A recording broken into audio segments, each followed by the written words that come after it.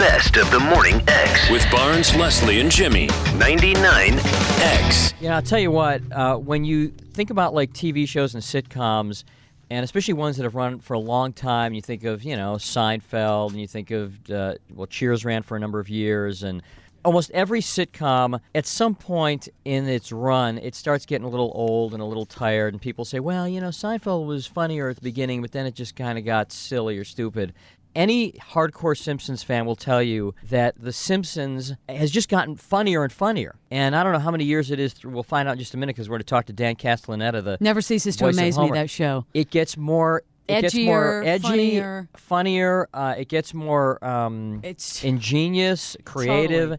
Last night, they had an episode which I think was like Emmy Award winning. It was Behind the Laughter. And it was like a total spoof, but behind the music, only done on The Simpsons. Here's a clip from last night.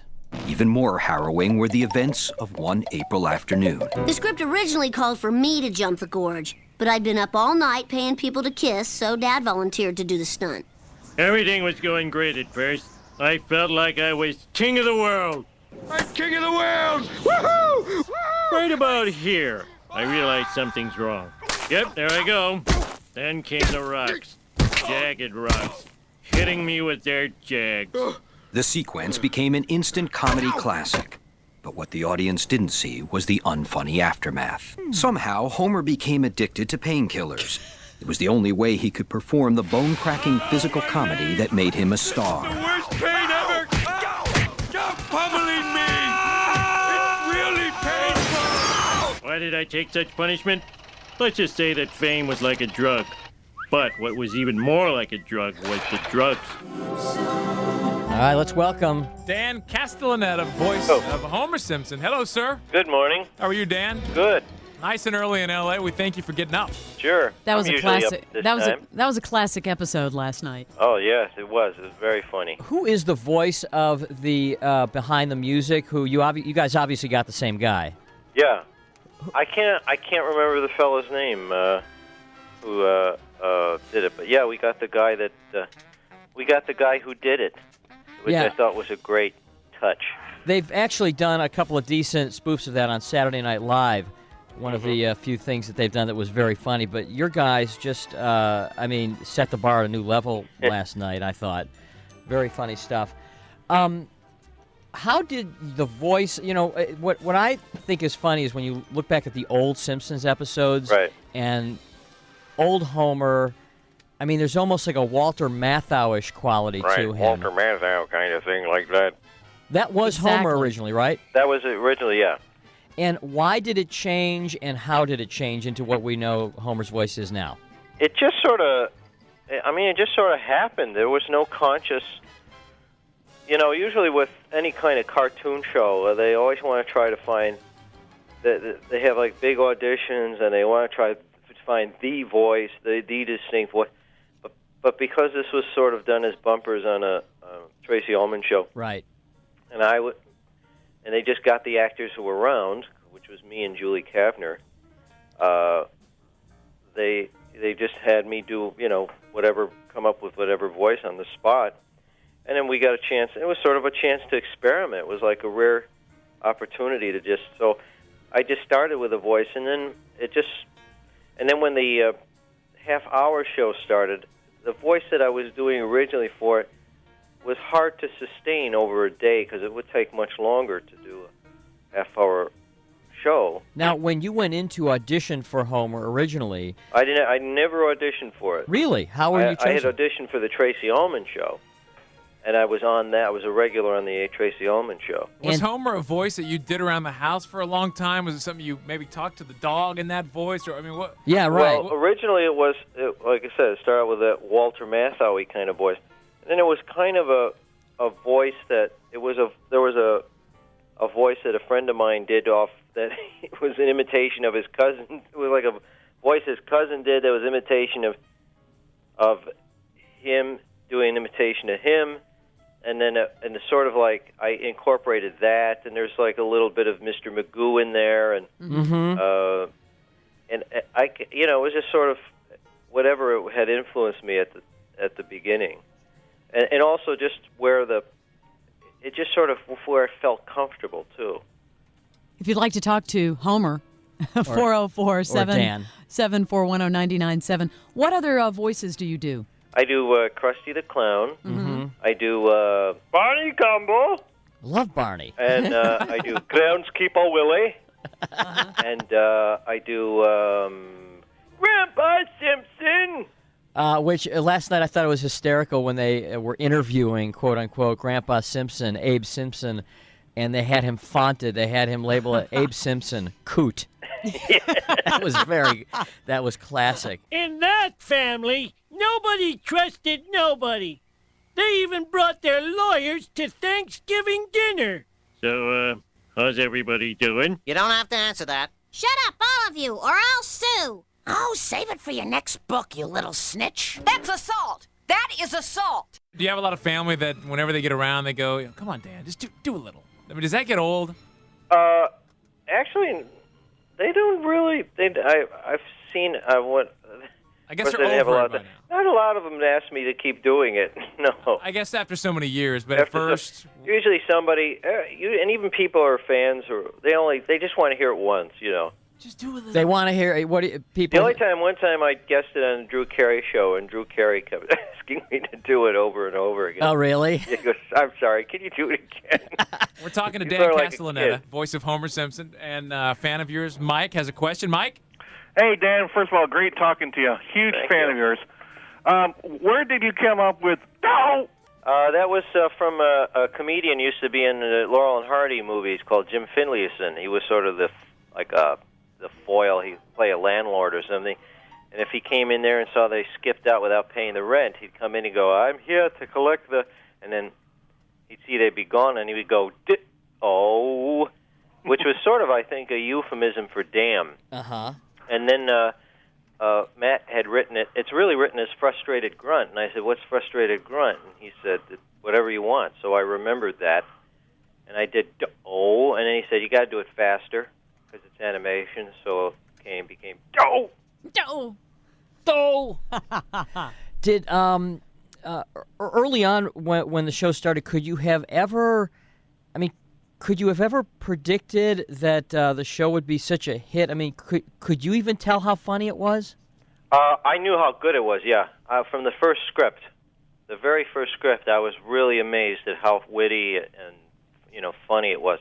Well, one of the things that I've noticed, the show has, like I mentioned, I mean, it just keeps on, reinventing the form, and I'm wondering if they constantly have to turn over writers and creative people just so they're always getting fresh ideas, because it's just always so fresh.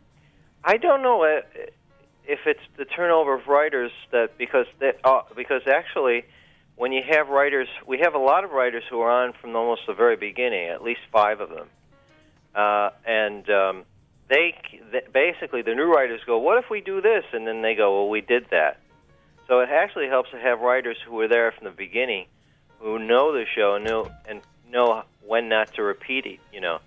Repeat it. And actually, they had an episode where Bart and Homer adopt a racehorse, and they had done one where Homer had gotten a pony, and they actually had the comic book guy point that out, and then Homer just went, "Anybody care what this guy thinks?" Because even the writers were aware they were repeating it, a premise of an episode they had done before. Do you have any favorite episodes? Actually, my most recent favorite one was when Lisa convinced Homer and Bart that they had leprosy, and because they had messed up the house, and the only way she thought she could convince them to clean it up is that leprosy only happens in unsanitary conditions. So if they clean the house, it will help. And of course, Homer goes, "Oh, the cure is worse than the disease." Yeah, some of the best one-liners in sitcom history. Homer has just had some of the most brilliant comebacks. Yeah. This is Dan Castellaneta, voice of Homer Simpson. Who's been your favorite guest star? Robert Smith's done something. I mean, all these people have done parts on there. Who's been your favorite? Boy, it's tough. Some of them, we never meet. They do it separately. Mel Gibson was pretty good. He was like a really nice. He was there like the whole day, and on top of that, usually guest stars don't come back and redo lines, but he actually said, if you want me to redo lines or do new ones, please, let me know. And so now, unlike most animation, because most animation, the voices have to be done to the already animated screen. But did I read once where you guys will first voice the tracks and then they will animate it to the voice? It's actually quite the opposite. It is the opposite. I'm saying it's quite the opposite, that it's generally the voices are done first. But when we see all those behind the scenes films that they do, they always show these actors in the studio reading the lines up against a screen of the animation. Yeah, so I can show them doing something. It's just for visual. Usually, probably what you're seeing is they're doing a looping where they have to do a new line. I see. I gotcha. Which is what we do. We do that if we have to loop in a new line, because the editor will just do the line, and then later on, the actors will come in and loop it in. Larry's got a question for you. Larry, you're on with Dan. Hey, Dan, I was wondering about Conan O'Brien. I know he was either a producer or a writer. Wonder what kind of influence he had on the show. I can't tell because I'm not usually in the writer's room, but Conan was there during I think the second and third season. And the only thing I say is Conan was a little different. Usually writers, even though they're very funny guys, they're usually kind of shy. And Conan was one of the few guys that had an air. He was an air of confidence. He wasn't a shy guy. Right. Thanks, Larry. But I don't know what jokes Conan came up. I can't even remember what episodes he wrote. Dan, what is the worst part about being the voice of Homer Simpson? I guess you could say, I guess the thing of it is that it's a double-edged sword, because because I like to also do on-camera acting, and this is an incredible hit, but at the same time I can walk down the street and nobody will recognize me, although at the same token, if you're on a hit show, you hope that would lead to other things, you're another TV show or a movie, and the only person that's getting the offers is Homer. Was there a time where maybe you were frustrated because here you were on this huge hit show and you wanted your whole life to be an actor, or at least in your professional life, yet nobody would recognize you? Yeah, it's a double-edged sword, because sometimes it's very convenient because I can go into the store. Yeah, some would wish for that. Pardon? Some actors would wish for that now. Yeah, there's actors who. Yeah, that's what I'm saying. It's at the same time I appreciate it, but at the other time I sort of see the irony is that I'm on a hit show, but I'm not the I ain't the guy that's the star. It's also like when and I've seen you guest star on other shows, and it's one of those things where as you're watching Dan Castellaneta, the actor, you're still looking for Homerisms. You're trying to find it, yeah, right. You're looking for an inflection. Because some of Homer obviously has to be Dan, right? Right. I mean, what are some things, are there any things that Homer does that were actually just things that you do? It's hard to say. There isn't any mannerisms in the voice that I think are really mine. Just sort of the perennial childishness of him is certainly aspects of me. Gary's got a question for you. Gary? Great, thanks. Hey, Dan, I'd like to say that sweet merciful crap may be the funniest words ever said on TV. And what was it? Wondered how you felt about the big IMAX deal coming up. I don't know if you've heard about that. I hear you're going to be about 7 stories tall on movie screens. That's right. I don't know how I'm going to feed myself when I'm that big. Should be pretty exciting. There's going to be a Simpsons IMAX? I will be. It's just one clip, right? The 3D clip, I think. From the Halloween show, because they're doing all computer animation. Right. That one was computer I'm sure we'll have fans lining up around the world for that one. Yeah, it's true. The character, it's so funny because here's this non-human character, which I've said arguably is the funniest character ever on television. I don't think I'm overstating. No. I can't think of any character that's consistently made me laugh harder. Jimmy, what about a Homer fish quiz?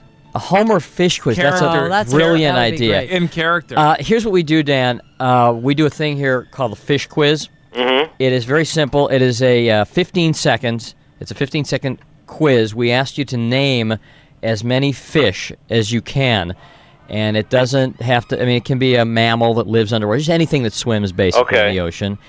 And it would be fun to hear Homer take the fish quiz. Okay. As you know, we've had other celebrities, but none of Homer's ilk. Okay. Yeah, never a character. Never a character. A whole new division. So let's see. We have a couple seconds to think about it. Here we go. Yeah, speed is key here, Dan. The faster the better. The champion is up in double digits, I'll tell you that. Okay. The champion of the fish quiz. So 15 seconds on the clock. Anything living underwater gets you a point. Here we go. Fish quiz. Homer Simpson, go. Jellyfish, a shark, a cod, which are those little things, minnows, smelts, the octopus, sea anemones. I think All right, that's great. I think that was 5. That's great. Hey, did Homer ever get any sort of like big endorsement deal that you turned down? I mean, I'm sure throughout the years, the endorsement. I have never. There isn't anything that. It's weird because Fox sort of owns the character, so Right. that you'll go to Fox first, and then they approve, and then. But no, it's usually like I get nothing that I've ever turned down. I guess. You guys do the Butterfingers spots. Butterfingers, right? and we've done Winchell's, which is I didn't even do the voice. It was just a picture of Homer on the. Well, that's a natural tie. Winchell's Donuts. Winchell's Donut, yeah. I was surprised it took it. I mean, that was fairly recently. Yeah, it took a long time for them to figure that one out. Yeah, I mean, come on. And why wouldn't Homer be a pitchman for beer too? Right. Well, didn't they try to market a real life Duff beer? They did in Australia. I guess they marketed a Duff beer, and I guess Fox went after them. Yeah, it went as well as. Do that. Yeah, it went as well as Billy Beer. Yeah. I'd like to see the Simpsons move next door to Hank Hill and his posse. Yeah. Well, they actually had Hank Hill on one episode where they had Pee Wee football. Really? I And didn't they see played that. a team from Arlen, Texas. Oh. And he said, "We came all the way for that," because I guess they lost. That's very fun. Do you like the King of the Hill? Yes, I do. Yeah, and in fact, we have a few Simpson writers on that show. That's a fun show, too. That's a very fun show. Now, do you have a lot of Simpsons paraphernalia in your house, or do you have just a selected few items? I get some of the Matt's probably the bigger collector because he collects. I get all the stuff that's the commercial stuff, but Matt collects statues from plaster statues from Mexico and Anything cool that a fan maybe once sent you, a Homer paraphernalia? Nothing. No, they usually just send me what they buy off the shelf to sign, or but nothing I haven't seen. There's sometimes some interesting stuff from Europe or whatever. I think there was Bart inhalers for people with asthma. Bart inhalers. Yeah. That's great. Well, Dan, we really appreciate you coming on. It's been a big thrill for us. Dan Castellaneta, the voice of Homer Simpson. I don't get it. Hi, this is Homer Simpson. You're listening to The Morning X with Barnes, Leslie, and Jimmy. And little Joey, who is sick in bed right now and I can't talk right now. The best of The Morning X. 99X.